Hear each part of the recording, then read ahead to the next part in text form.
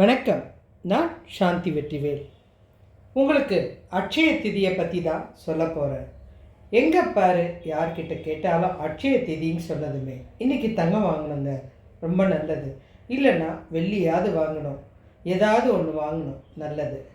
ஆனால் உங்களுக்கு அன்னைய தேதிக்கு நடந்த மிக நிறைய நல்ல விஷயங்களை பற்றி உங்களுக்கு தெரியுமா?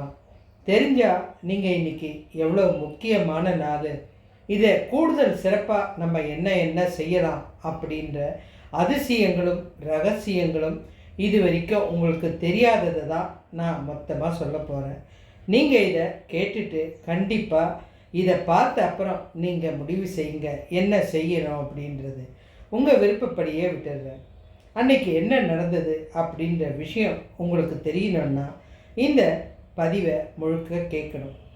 அட்சய திதி அப்படின்னா தேயாத செல்வம் தரக்கூடிய நாள், ஒரு அழியாத குறையாத தேயாத, இந்த அர்த்தம்தான் அட்சய திதி. இந்த தேதிக்கு பொருந்தக்கூடிய வார்த்தை இது. சித்திரை மாதம் அமாவாசைக்கு அப்புறம் வளர்பிறை வருது இல்லையா, அன்னைக்கு தான் இந்த அட்சய திதி. இந்த வருஷம் ஏப்ரல் 20 திங்கட்கிழமை வருது. ஏன் இந்த நாள் அவ்வளோ ஸ்பெஷல் அப்படின்றத பற்றி தான் உங்களுக்கு சொல்ல போகிறேன். இந்த நாளில் சூரியனும் சந்திரனும் 2 பேருமே உச்ச பலத்தோடு இருப்பாங்க. சூரியன் மேஷத்தில் இருப்பார், சந்திரன் ரிஷபத்தில் இருப்பார். அதனால் இந்த நாள் நீங்கள் என்ன செஞ்சாலும் பல மடங்கு பெருகும் அப்படின்றது நம்பிக்கை. இப்போ புராண சம்பவத்தை நம்ம கண்டிப்பாக தெரிஞ்சுக்காமல் இருக்கக்கூடாது. விஷ்ணுவோட அவதாரம் 6வது அவதாரம் எடுத்தார் இல்லையா பரசுராமர், அவர் பிறந்த நாள் தான் இந்த அட்சய திதி. பகரீதன் இவர் தவம் செஞ்சதுனால தான், அதாவது பல வருடம் 1000 2000 வருடம் தவம் இருந்து போராடி சொர்க்கத்தில் இருந்த கங்கையை பூமிக்கு கொண்டு வந்த நாளும் இதுதான். வனவாசத்தில் இருந்த பாண்டவர்கள் மற்றவங்களுக்கு தானம் செய்ய முடியல அப்படின்றதுனால துன்பப்பட்டதை பார்த்து சூரிய பகவான் அட்சய பாத்திரத்தை கொடுத்ததும் இந்த திருநாள் தான். இந்த நாளில் அள்ள குறையாத உணவு கிடைச்சது. அதனால் அவங்க நிறைய தான தர்மம் செஞ்சாங்க. இந்த செல்வத்து அதிபதியை பற்றி உங்களுக்கு தெரியும். நம்ம குபேரன் எல்லா சொத்தையும் ராவணன்கிட்ட இழந்துட்டு துன்பத்தோட சிவபெருமான வேண்டி நிதி செல்வத்தை கேட்காம, எனக்கு உன்னை நினைக்கிற செல்வத்தை மாத்திரம் கொடு அப்படின்னு வேண்டும்போது சிவபெருமான் எல்லா தெய்வங்கக்கிட்டையும் உங்களுடைய சொத்துக்களை பாதுகாக்கக்கூடிய சிறந்த மனிதன் குபேரன், அவன்கிட்ட ஒப்படைச்சிருங்க அப்படின்னார். அப்போது மொத்த தெய்வமும் மகாலட்சுமி உட்பட அத்தனை தெய்வங்களும் இந்த அழகாபுரி அரசனான குபேரன்கிட்ட தன்னுடைய மொத்த செல்வத்தையும் வழங்கிட்டாங்க. ஒரு கணக்கு வழக்கு பார்க்குறதுக்கு ஒருத்தர் வேணும் இல்லையா, அதுதான் குபேரன்.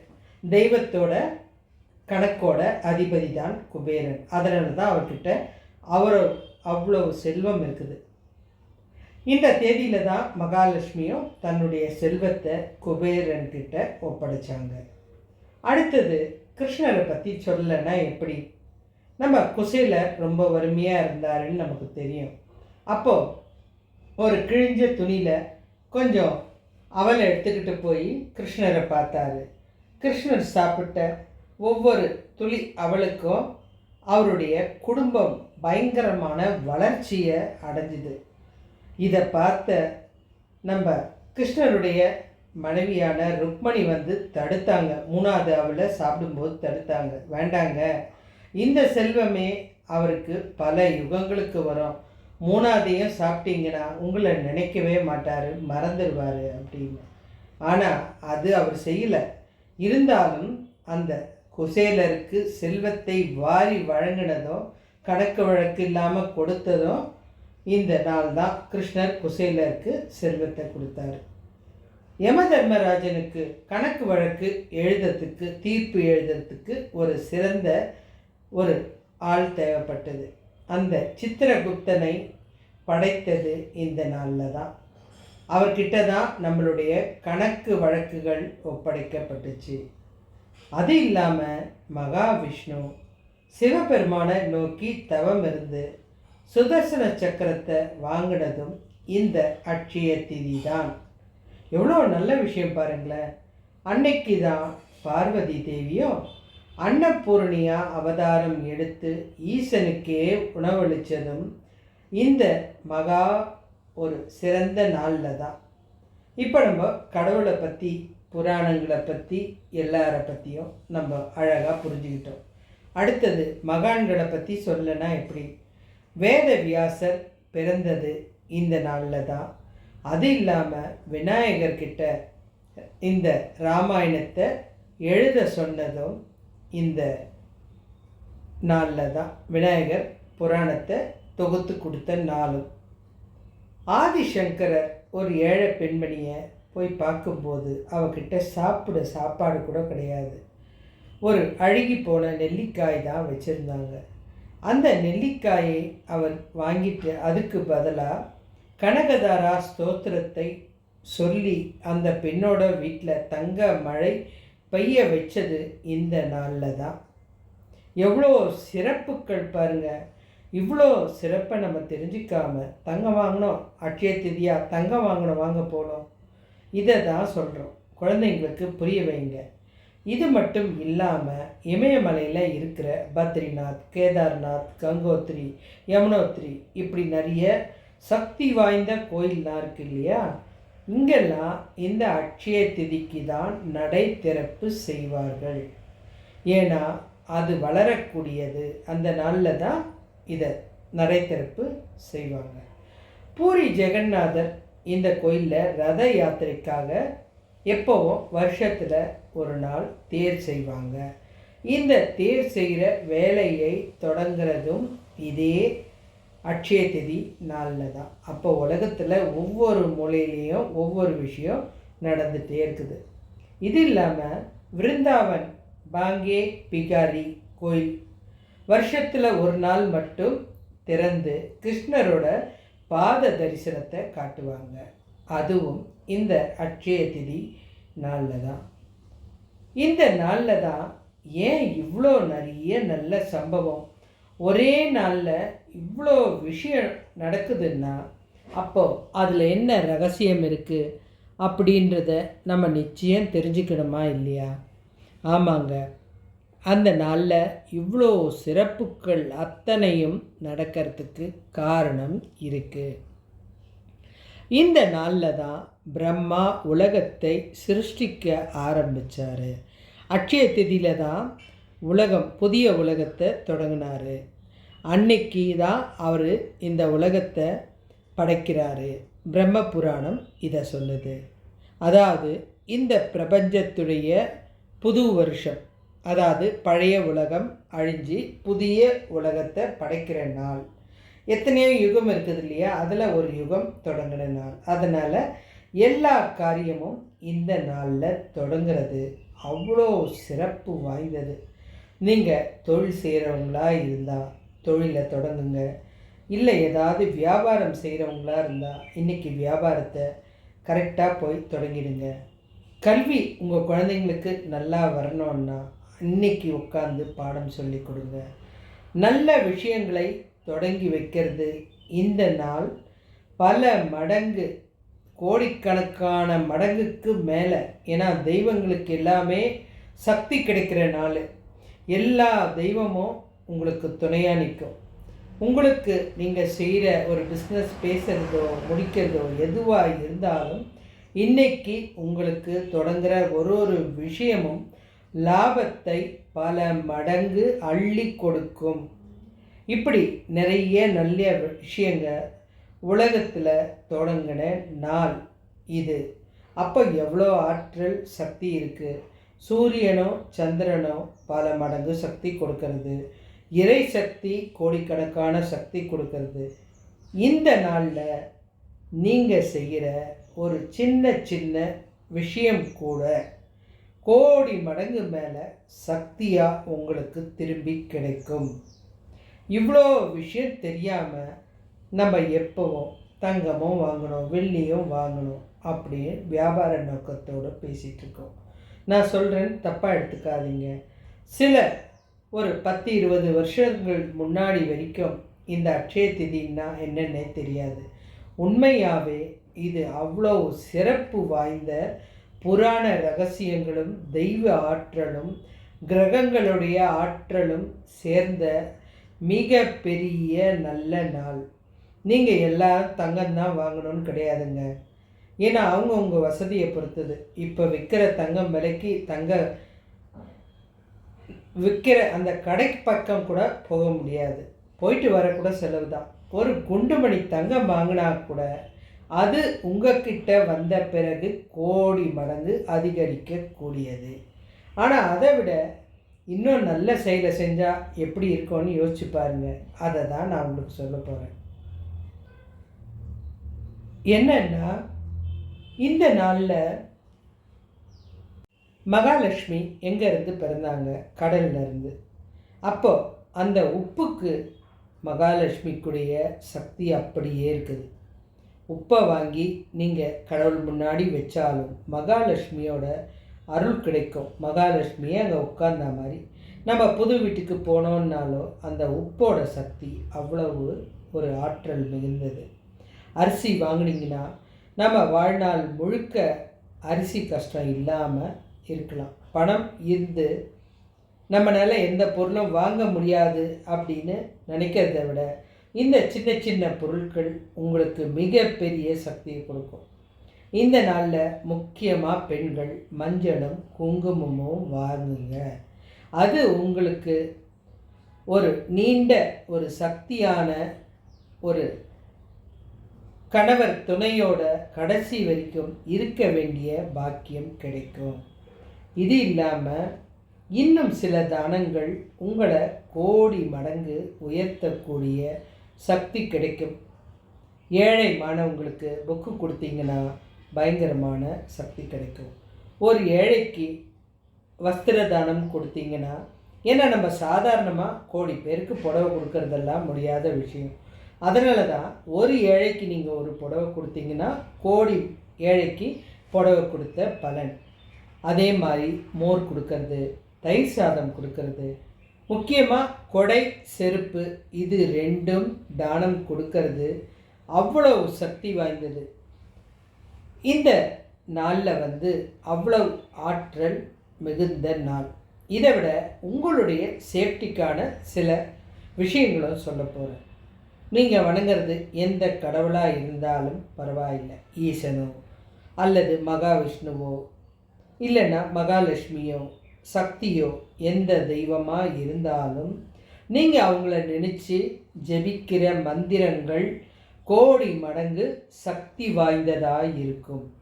உங்களுக்கு யாருக்காவது உங்கள் பித்ரு மேலே ரொம்ப பிரியம் இருந்ததுன்னா அன்னைக்கு நீங்கள் போய் அவங்களுக்கு ஒரு திதி கொடுத்தீங்க, அதாவது தர்ப்பணம் செஞ்சீங்கன்னா அவங்களுக்கு வாழ்நாள் முழுக்க கிடைக்க வேண்டிய தர்ப்பணம் போய் முழுமையாக சேர்ந்துடும்.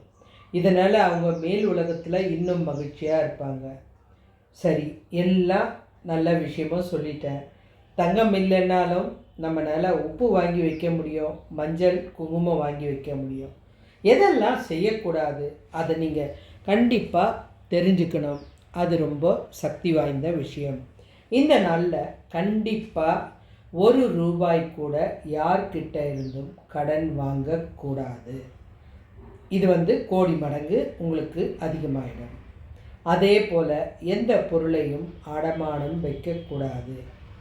இந்த நாளில் எது செஞ்சாலும் கோடி மடங்கு பெருகும்னு நான் சொல்லிட்டேன். இந்த நாளில் நீங்கள் செய்யக்கூடாதது சண்டை போடக்கூடாது, கோபமாக இருக்கக்கூடாது, பொய் பேசக்கூடாது, தவறான வார்த்தைகளை பேசி குழந்தைகள் மனம் நோகடிக்கக்கூடாது. குழந்தைங்களுக்கு தெரியாத விஷயத்தை புரிய வைக்க தான் நம்ம இருக்கோம். அதுக்காக தான் கடவுள் அந்த குழந்தைகளுக்கு தாய் தந்தையே கொடுத்துருக்காரு. நம்ம சொல்கிற வார்த்தைகள், அந்த தாய் தந்தை அப்படின்றது இறைவனுக்கு சமமானவர்கள். அவர்கள் சொல்கிற ஒவ்வொரு வார்த்தையும் கோடி மடங்கு அந்த குழந்தைகளுக்கு போய் சேரும். அதை கண்டிப்பாக செய்யாதீங்க. உங்கள் வீட்டில் யாராவது இருந்தால் அவங்கக்கிட்ட சண்டை போடுறதோ பேசுகிறதோ தவறான வார்த்தையோ யாரை பற்றியோ தவறாக பேசுகிறதோ எதுவாக இருந்தாலும் இன்றைக்கி அதை நீங்கள் எது செஞ்சாலும் அப்படியே உங்களுக்கு அது கோடி மடங்கு சக்தி அதிகமாகும், உங்களுக்கே திரும்பி வரும். நீங்கள் தங்கம் வாங்குறீங்க, அந்த தங்கம் கோடி மடங்கு யாருக்கு லாபம் வரும்? உங்களுக்கு தானே. அப்போ தீமை செஞ்சால் அதுவும் கோடி மடங்கு உங்களுக்கே திருப்பி வரும். இப்போ உங்களுக்கு இந்த ரகசியம் அத்தனையும் தெளிவாக புரிஞ்சிருக்கும். யாரையும் திட்டக்கூடாது. முடிஞ்ச வரைக்கும் உங்களுக்கு பிடிச்ச தெய்வத்துடைய மந்திரத்தை விடாமல் சொல்லிக்கிட்டு இருங்க. அது பயங்கரமான சக்தியும் ஆற்றலும் கொடுக்கக்கூடியது. இது இல்லாமல் அன்னைக்கு நீங்கள் பூஜை செய்யணும் அப்படின்னா முக்கியமாக அக்ஷய திதி அன்னைக்கு மகாலட்சுமியும் மகாவிஷ்ணுவையும் தான் ரொம்ப அதிகமாக நினைக்கணும். நன்மை தரக்கூடிய அந்த தெய்வங்கள். இந்த நாளில் எளிய முறையில் தான் உங்களுடைய பூஜை இருக்கணும். விடிய காலில் எழுந்திரிச்சிடுங்க, குளிச்சிடுங்க, வீட்டு முன்னாடி கோலம் போட்டுருங்க. அப்போ தான் மகாலட்சுமி உள்ளே வருவாங்க. வீட்டை சுற்றி வீட்டை உப்பு தண்ணி போட்டு தொடச்சிடுங்க. பூஜை அறையை தூய்மையாக வச்சுக்கோங்க. உங்கள் சாமிக்கு மலர் அலங்காரம் அழகாக செய்யுங்க. ஒரு செப்பு பாத்திரமோ இல்லை வெள்ளி பாத்திரத்துலேயோ தண்ணியை நிரப்பி வச்சுருங்க. உங்கள்கிட்ட இருக்கிற ஏதாவது ஒரு நகை, ஒரு மூக்குத்தியாக இருந்தாலும் பரவாயில்லை, ஒரு வெள்ளி டம்ளராக இருந்தாலும் அதை சுத்தம் செஞ்சு தொடச்சி ஒரு துணி மேலே வச்சு, அதாவது ஏதாவது ஒரு நல்ல துணி மேலே வச்சு சாமி முன்னாடி வச்சுருங்க. இதுவும் உங்களோட பொருள் அதிகரிக்க தான். என்கிட்ட வசதி இல்லை அப்படின்னு நீங்கள் சொல்கிறீங்க, எதுவும் வாங்க முடியலன்னு. கிடையவே கிடையாது. இதை செஞ்சால் கூட கடவுளுக்கு சந்தோஷம் அதிகமாகும். இருப்பதற்கொண்டு சந்தோஷப்படுறது தான் வாழ்க்கை.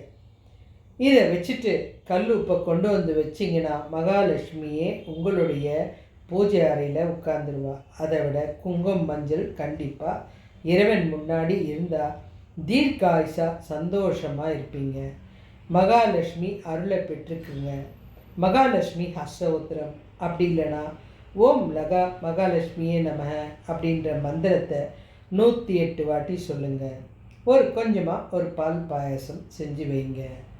இதெல்லாம் செஞ்சாலே இந்த நாள் உங்களுக்கு கோடிக்கணக்கான லாபத்தை கொடுக்கக்கூடியது. இதுதான் செய்யணுன்றதில்லை. வெளியில் போய் ஒரு மனுஷனுக்கு ஒரு வயிறார சாப்பாடு, இல்லை ஒரு வாயில்லா ஜீவனுக்கு சாப்பாடு, இது எது செஞ்சாலும் நல்லது. வரப்போகிறது வெயில் அப்படின்றதுனால குடையோ செருப்போ தானம் இந்த நாளில் பயங்கர சிறப்பு, ரொம்ப ரொம்ப அதிகமான சிறப்பு. சாதாரண நாளை விட இந்த நாள் உங்களுக்கு பலனை அதிகரிக்கக்கூடிய ஒரு நல்ல நாள். அதனால தான் இதை சொல்கிறேன். இதெல்லாம் நீங்கள் செஞ்சிட்டிங்கன்னா அந்த வெயில் காலம் முழுக்க அந்த மனிதர் அந்த செருப்பை போடும்போதெல்லாம் உங்களை வாழ்த்துவார். அந்த குடையினால் அவருக்கு அந்த சூரிய ஒளி தாக்கத்திலேருந்து தப்பிக்கிறதுனால சந்தோஷம், தண்ணி குடிக்கிறதுனால மனசு சந்தோஷம். நம்ம எதுக்கு தெரியுமா அன்னதானம் பண்ணும்போது நிறைய சாப்பாடு எடுத்துகிட்டு போவோம். எதுக்காகன்னா நீங்கள் போடுற அந்த 100 பேரும் உங்களை வாழ்த்த மாட்டாங்க. நீங்கள் ஏதோ கொடுக்குறீங்க வாங்கலாம் அப்படின்னு அலட்சியத்தோடு தான் வருவாங்க. அந்த 100 பேரில் ஒரே ஒரு உயிருக்கு மாத்திரம் அதிகமான பசியில் இருக்கும். அந்த சாப்பாடு உள்ளே போய் அப்பா இந்த தெய்வம் ரொம்ப நல்லா இருக்கணும்ப்பா, என் வயிற்றை நிறைச்சிது அப்படின்னு உட்கார்றான் பாருங்கள். அந்த சக்தி தான் உங்களுக்கு உண்மையான ஆசீர்வாதம். நீங்கள் கொடுக்குறவங்க அத்தனை பேரும் வாழ்த்துவாங்கன்னு நம்பாதீங்க. அதில் 1-2 உண்மையான பசியோட துடிச்சிட்ருந்து பல நாள் உணவு இல்லாமல் இருந்து வாங்குறாங்க பாருங்கள். அவங்களுக்கு தான் அந்த ஆற்றல் நினைக்கும்போது உடனே அந்த சக்தி உங்களுக்கு வந்து சேரும். இன்றைக்கி அவ்வளோ சக்தியான நாள். ஒரு நிமிஷத்தை கூட தவற விடாதீங்க. உங்களுக்கு தெரிஞ்ச நல்ல செயலெல்லாம் செய்யுங்க. யாராவது ஒரு ஏழை குழந்தைக்கு அதுக்கு பிடிச்சதை வாங்கி கொடுங்க. ஒரு நோட் புக் வாங்கி கொடுங்க. கேளுங்க. உனக்கு என்ன வேணும்? ஏன்னா ஸ்கூலும் திறக்க போகுது. என்ன வேணும்? பேனா வேணுமா? பென்சில் வேணுமா? நம்ம பெருசாக குறைஞ்சிட மாட்டோம். ஒரு குழந்தைக்கு கொடுத்தா கோடி பேருக்கு கொடுத்தது. ஒரு வயசானவங்க இருக்காங்களா? ஒரு தண்ணி பாட்டிலு, ஏதோ ஒன்று உங்களால் முடிஞ்சதை செய்யுங்க. எல்லாருமே தங்கம் வாங்கினா அப்புறம் நாடு என்னத்துக்குங்க ஆகுது? நீங்கள் இத்தனை வருஷம் தங்கம் வாங்கிட்டு தானே இருக்கீங்க அட்சய திதிக்கு. யோசிச்சு பாருங்கள். நீங்கள் அப்படி பார்த்தா போன வருஷம் வாங்கின அட்சய திதிக்கு இந்த வருஷம் உங்கள் வீட்டில் ஒரு மூட்டை தங்கம் இருக்கணும். அதனால் நம்ம செய்கிற செயல்கள் அத்தனையும் நல்லதாக இருந்தால் அது கோடி மடங்கு நல்லதாக இருக்கும். தானம் செய்கிறதுல ஒரு சக்தி இருக்குது. அடுத்தது அதே போல் நம்ம ஒரு தெய்வத்தோட மந்திரத்தை சொல்கிறது நம்மளை காப்பாற்றக்கூடிய சக்தி இருக்குது. கோவிலுக்கு போய் நல்லா சாமியை கும்பிட்டுட்டு அங்கேயே உட்காந்து 108 வாட்டி மந்திரம் சொல்லுங்கள். ஆல்ரெடி இது கோடிக்கு மேலே போதா? கோயிலில் உட்காந்து சொல்கிறது இன்னும் பல கோடிக்கு மேலே போகும். இது உங்களுக்கு புண்ணியத்தை அள்ளி அள்ளி கொடுக்கக்கூடிய அட்சய திதியை தவற விடாதீங்க. உங்களுக்கு நான் சொன்ன கருத்து பிடிச்சிருந்தா சேனலை சப்ஸ்கிரைப் பண்ணுங்கள், லைக் பண்ணுங்கள், கமெண்ட் பண்ணுங்கள். நன்றி.